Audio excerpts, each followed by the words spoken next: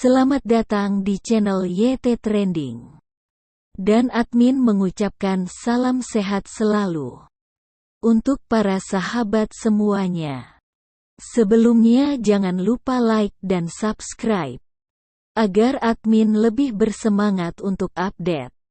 Tonton sampai habis ya biar tidak salah fokus. Terima kasih.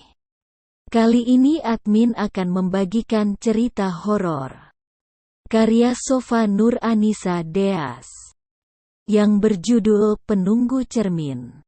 Jangan sering-sering bercermin, nak, kata ibu itu kepada anak gadisnya yang sedang bercermin di ruang tamu. Kenapa, Ma? Lagian aku juga senang melihat diriku sendiri di cermin ini cantik. Ya pokoknya jangan sering-sering, nak, soalnya. Anak itu pun melihat ke arah ibunya. Memangnya kenapa, Ma? Mama takut nanti kamu diambil sama bayangan kamu sendiri, kata ibunya sembari menunjuk ke arah bayangan anaknya yang ada di cermin itu yang terlihat normal.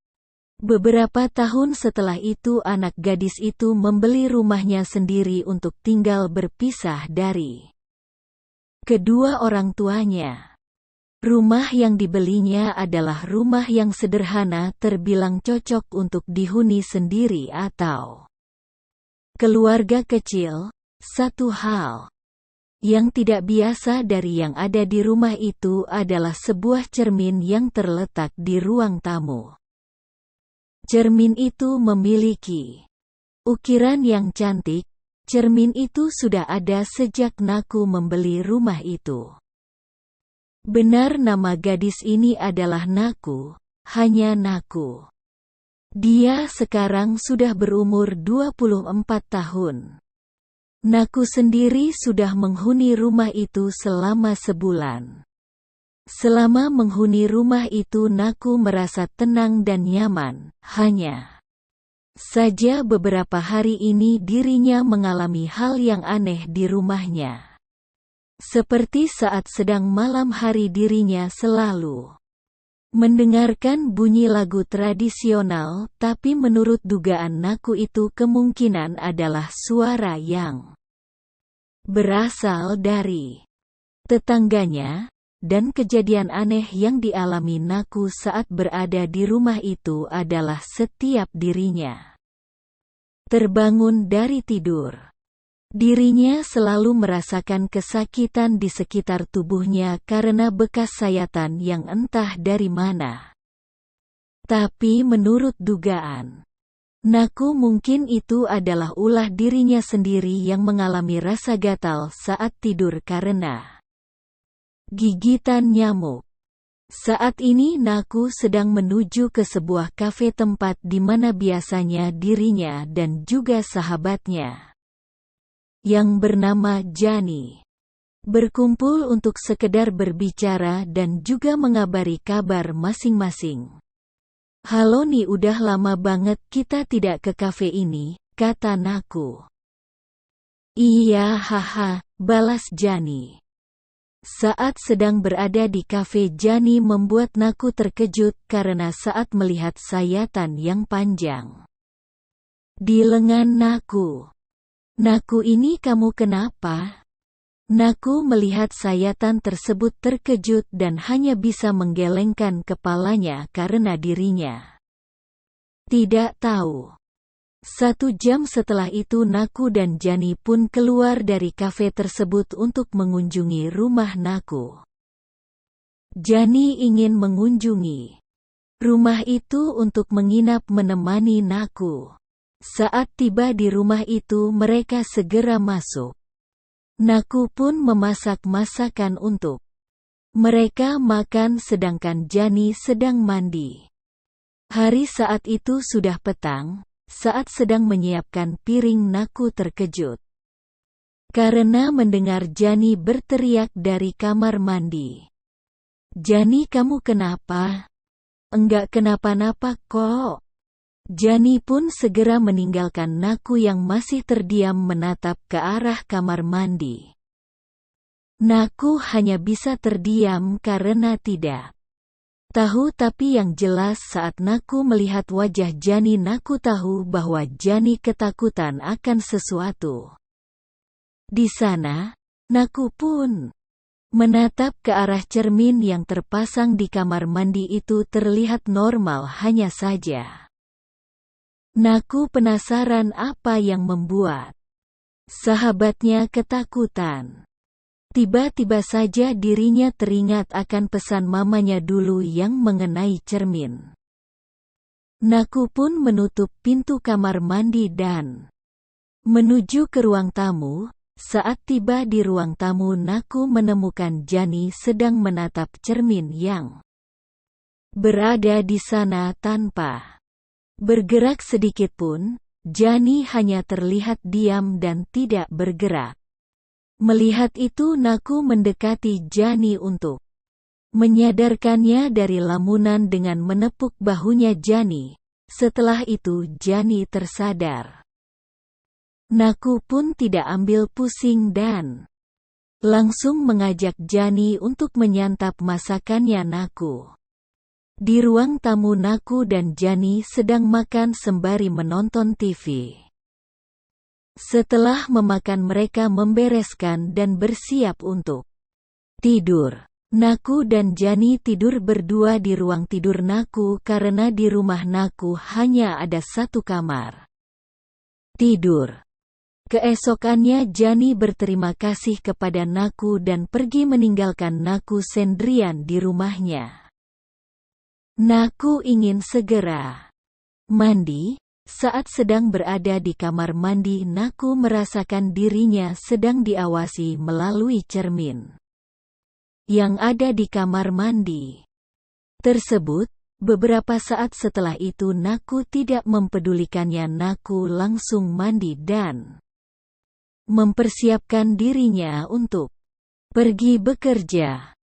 Saat sedang menuju ke tempat kerja, Naku merasakan rasa sakit di sekitar lehernya. Naku segera mengambil cermin kecil yang berada di tasnya untuk melihat lehernya. Dirinya menjadi terkejut karena di lehernya terlihat sebuah sayatan yang panjang, membuat Naku semakin takut karena menurutnya hal seperti ini tidak wajar. Beberapa hari setelahnya Naku menemui Jani. Di sana Jani membuat pengakuan yang mengejutkan dan juga menakutkan. "Nak, kamu tahu gak alasan aku teriak waktu itu?" Naku mengangguk karena penasaran. "Aku itu teriak karena waktu aku mandi aku tiba-tiba melihat kamu lagi ada di dalam cermin itu." Tersenyum ke aku. Naku terkejut karena tidak percaya. "Kayaknya nak, rumah kamu tidak aman." Naku pun hanya bisa bingung dan juga takut setelah mendengar cerita Jani membuat Naku untuk berpulang ke rumah orang tuanya. Di sana mamanya sangat bahagia melihat Naku dan langsung memeluk Naku. "Santai aja Ma," kata Naku. "Santai bagaimana, jelas-jelas Mama cemas banget sejak kamu tinggal di rumah itu," jelas mamanya. Naku hanya bisa tertawa. Keesokannya Mama Naku sedang menuju ke pasar. Naku yang saat itu sedang libur dari kerjanya merasa senang karena dirinya bisa beristirahat. Naku pun menuju ke ruang tamu. Di sana dirinya melihat ayahnya sedang menonton. "Naku udah bangun. Gimana Naku, kabarnya baik?" kata papanya. "Baik Pa." "Oh iya Pa, kenapa sih Mama cemas sama aku?" "Oh itu." Naku menatap ayahnya yang terdiam. "Papa mau cerita, tapi kamu jangan takut ya," kata papanya. Naku mengangguk. "Akhir-akhir ini Mama kamu itu sering mimpi tentang kamu yang sedang mengalami musibah." "Musibah gimana Pa?" "Di mimpi itu Mama lihat kamu mati karena cermin." Naku terkejut. Dan Mama sudah mengalami mimpi itu sejak kamu pindah ke rumah itu, kata papanya. Tapi Panaku sendiri merasa aneh di rumah itu. Terutama saat melihat cermin yang sudah berada lama di rumah itu. Kata Naku. Naku pun menceritakan semua kejadian yang dialaminya akhir-akhir ini ke papanya. Papa sarankan kamu ketemu sama Ustadz Nak untuk meminta pertolongan. Beberapa hari setelah itu Naku bersama kedua orang tuanya. Dan Jani mengunjungi Ustadz dan menceritakan semua kejadian aneh yang Naku alami, mimpi mamanya Naku, dan juga kejadian yang dialami Jani.